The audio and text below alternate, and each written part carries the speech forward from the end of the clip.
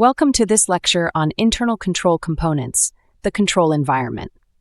In this session, we'll explore what the control environment is, why it's considered the foundation of every internal control system, and how it influences the behavior and integrity of an entire organization. Think of the control environment as the organization's DNA. It defines the culture, the tone, and the expectations that shape how people behave and make decisions. Every other component of internal control is built upon it. Without a strong control environment, even the most sophisticated policies and procedures can fail. According to the COSO framework, the control environment is one of the 5 essential components of internal control.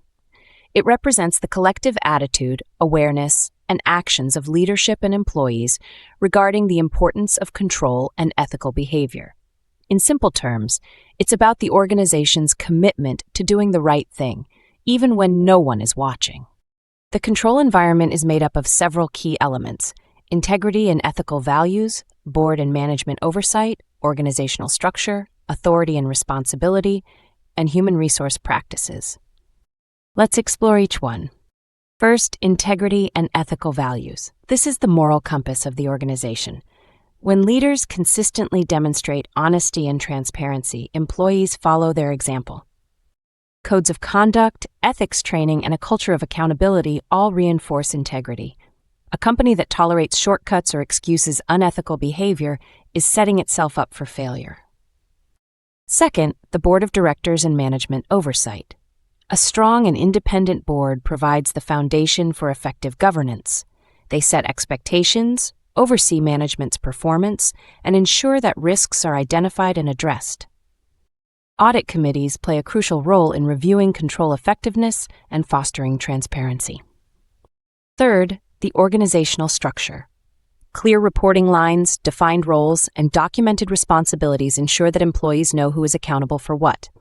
Ambiguity in structure can lead to confusion, gaps in control, and even opportunities for fraud. Fourth, assignment of authority and responsibility. Empowering employees with clear authority while holding them accountable for results is a key part of a strong control environment. Delegating decision-making must always be accompanied by proper checks and balances to prevent misuse of power. Fifth, human resource policies and practices. Hiring competent people, providing continuous training, and rewarding ethical behavior reinforce the control culture. Performance evaluations should not focus solely on results, but also on how those results are achieved. People drive controls, so the right people in the right roles make all the difference. These elements work together to create an environment where integrity is valued and compliance becomes second nature.